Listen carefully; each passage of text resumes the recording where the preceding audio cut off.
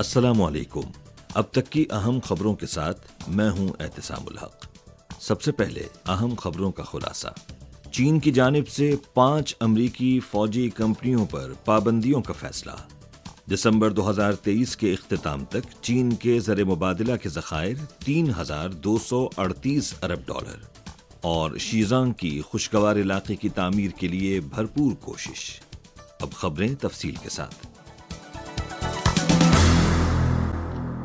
چین کے تائیوان کو امریکی اسلحے کی فروخت اور چینی اداروں پر پابندیاں عائد کرنے کے رد عمل کے حوالے سے چین کی وزارت خارجہ کے ترجمان نے کہا کہ امریکہ نے ایک چین کے اصول اور چین اور امریکہ کے 3 مشترکہ اعلامیوں بالخصوص 17 اگست کے اعلامیے کی کھلم کھلا خلاف ورزی کرتے ہوئے چین کے تائیوان کو ہتھیار فروخت کیے اور چینی کاروباری اداروں اور افراد پر غیر قانونی یک طرفہ پابندیاں عائد کیں، جس سے چین کی خود مختاری اور سلامتی کے مفادات اور آبنائے تائیوان کے امن و امان کو سنگین نقصان پہنچا ہے اور چینی کاروباری اداروں اور افراد کے قانونی حقوق و مفادات کی بھی سنگین خلاف ورزی ہوئی ہے۔ ترجمان نے کہا کہ چین اس عمل کی سخت مخالفت کرتا ہے اور چین نے اس ضمن میں امریکہ کے سامنے سنجیدہ اعتراضات کا اظہار کیا ہے۔ عوامی جمہوریہ چین کے خارجہ پابندیوں کے انسداد کے قانون کے مطابق امریکہ کی جانب سے مذکورہ بالا سنگین غلطیوں کے جواب میں چین نے BAE systems land and armament سمیت 5 امریکی فوجی کمپنیوں پر پابندیاں عائد کرنے کا فیصلہ کیا ہے۔ ان پابندیوں میں چین میں منقولہ و غیر منقولہ جائیداد اور دیگر اقسام کی املاک کو منجمد کرنا اور چین میں موجود تنظیموں اور افراد کو ان کے ساتھ تجارت، تعاون اور دیگر سرگرمیوں سے روکنا شامل ہے۔ چینی وزارت خارجہ کے ترجمان نے اس بات پر زور دیا کہ چینی حکومت قومی خود مختاری، سلامتی اور علاقائی سالمیت کے دفاع اور چینی کاروباری اداروں اور شہریوں کے جائز حقوق اور مفادات کے تحفظ کے لیے پرعزم ہے۔ انہوں نے کہا کہ ہم امریکہ پر زور دیتے ہیں کہ وہ ایک چین کے اصول اور چین اور امریکہ کے 3 مشترکہ اعلامیوں پر سختی سے عمل کرے، بین الاقوامی قوانین اور بین الاقوامی تعلقات کے بنیادی اصولوں کی پاسداری کرے، تائیوان کو اسلحے کی فراہمی اور چین کے خلاف غیر قانونی یک طرفہ پابندیاں عائد کرنا بند کرے، ورنہ چین اس کا بھرپور جواب دے گا۔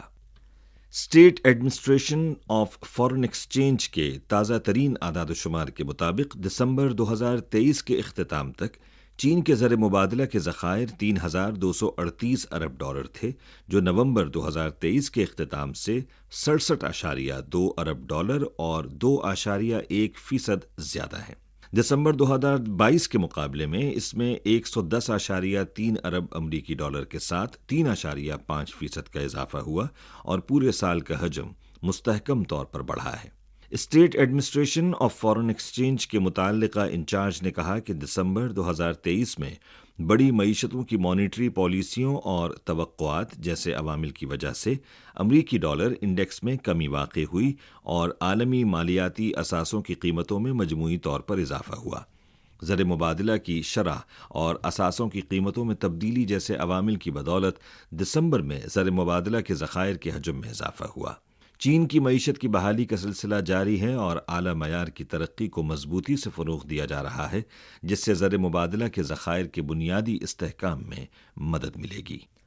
7 جنوری کو منعقدہ شیزانگ خود اختیار علاقے کی 12ویں عوامی کانگریس کے دوسرے اجلاس کی تفصیلات کے مطابق سال 2023 میں شیزانگ میں خوشگوار ماحول اور بہتر سہولیات پر مبنی 220 خوبصورت قابل رہائش دیہات تعمیر کیے گئے، 40,000 گھریلو بیت الخلاء کی مرمت کی گئی اور 1,308 گاؤں کو بہتر بنانے کے لیے اقدامات اختیار کیے گئے ہیں، جس سے شہری اور دیہی علاقوں کو زیادہ مربوط بنایا گیا ہے۔ 2023 میں شیزانگ نے ماحولیات کو بہتر بنانے کی پوری کوشش کی، جس میں زمین کو سرسبز بنانے کے اقدامات کیے گئے ہیں اور 1.2 ملین مو شجرکاری مکمل کی گئی، جس میں لہاسا کے شمالی اور جنوبی پہاڑوں میں 2,40,000 مو شجرکاری کے منصوبے بھی شامل ہیں۔ اس کے علاوہ 6.14 ملین مو رقبے پر خراب گھاس کے میدان کو بہتر بنایا گیا ہے۔ اس کے علاوہ سال 2023 میں شیزانگ کی سرحدی تجارت اور لاجسٹکس کی صنعت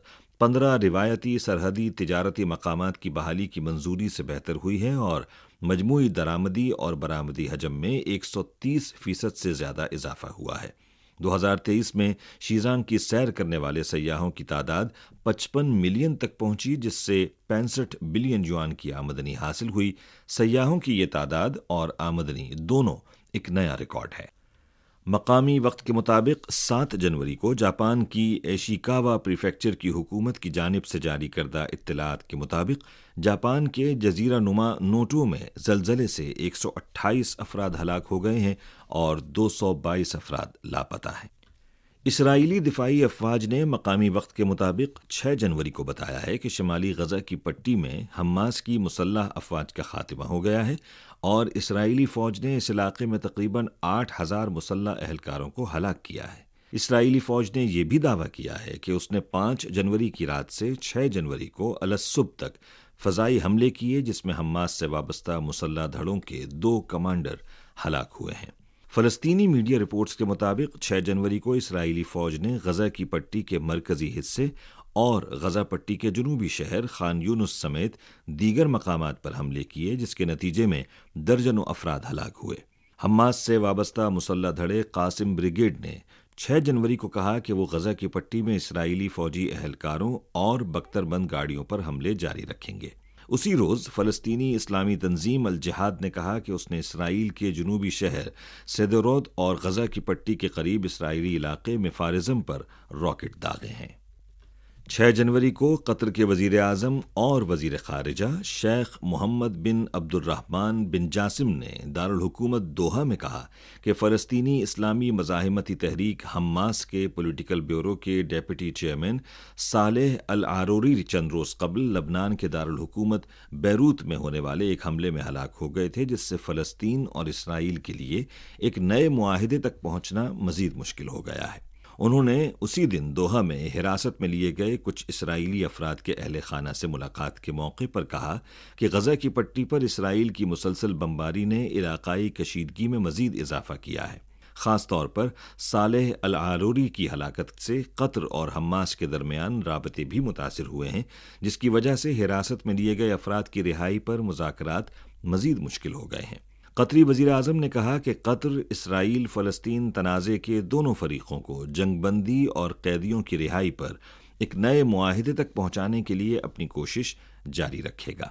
اطلاعات کے مطابق قطر اور مصر نے حال ہی میں اسرائیل اور حماس کے درمیان ایک نئے معاہدے تک پہنچنے کے لیے دوبارہ مذاکرات شروع کرنے کی بھرپور کوشش کی ہے، جس میں غزہ کی پٹی میں کئی ہفتوں سے جاری اسرائیلی فوجی کارروائیوں کی معطلی اور فلسطینی قیدیوں کی رہائی کے بدلے حماس کی جانب سے کم از کم 40 قیدیوں کی رہائی کو یقینی بنایا جائے گا۔ 2 جنوری کو حماس کے پولیٹیکل بیورو کے ڈیپٹی چیئرمین صالح العاروری بیروت کے جنوبی مضافات میں اسرائیلی ڈرون حملے میں ہلاک ہو گئے تھے، جس کے بعد حماس نے کہا تھا کہ وہ اسرائیل کے ساتھ کسی بھی قسم کے مذاکرات کو روک دے گا۔ مقامی وقت کے مطابق 6 جنوری کو سوڈانی مسلح افواج اور ریپڈ سپورٹ فورسز کے درمیان دارالحکومت خرطوم اور وسطی ریاست گزیرہ میں فائرنگ کا تبادلہ جاری رہا۔ اس سے ایک روز قبل سوڈانی مسلح افواج کے کمانڈر ان چیف البرہان نے ریپڈ سپورٹ فورسز کے ساتھ مفاہمت سے انکار کیا تھا۔ مقامی ذرائع ابلاغ کی عمومی رائے ہے کہ تنازع کے دونوں فریقوں کے درمیان مستقبل قریب میں امن مذاکرات کی بحالی کی امید کم ہوتی جا رہی ہے۔ حال ہی میں اقوام متحدہ کے انڈر سیکرٹری جنرل برائے انسانی امور مارٹن گریفتھس نے کہا تھا کہ سوڈان میں تنازع ریاست گزیرہ تک پھیل چکا ہے، جسے سوڈان کی بریڈ باسکٹ کہا جاتا ہے۔ گزیرہ خطے کا دارالحکومت ودمدنی اور اس کے گرد و نواح کا علاقہ طویل عرصے سے بے گھر افراد کے لیے پناہ گاہ رہے ہیں، تاہم تنازع کے نتیجے میں اب 5 لاکھ سے زائد افراد اپنا گھر بار چھوڑنے پر مجبور ہو چکے ہیں۔ بڑے پیمانے پر نقل مکانی سے ریاست میں ہیضے کی وبا کے تیزی سے پھیلنے کے خطرے میں بھی اضافہ ہو سکتا ہے۔ UNHCR برائے مشرقی افریقہ، ہارن آف افریقہ اور گریٹ لیکس ریجن کے ترجمان فیس کاسینا نے کہا ہے کہ ایجنسی رکاوٹوں کی وجہ سے سوڈان میں انسانی ضروریات کو پورا کرنے سے قاصر ہے۔ اسی کے ساتھ خبریں ختم ہوئیں۔ مزید خبروں، تجزیوں اور تبصروں کے لیے وزٹ کیجیے ہماری ویب سائٹ urdu.cri.cn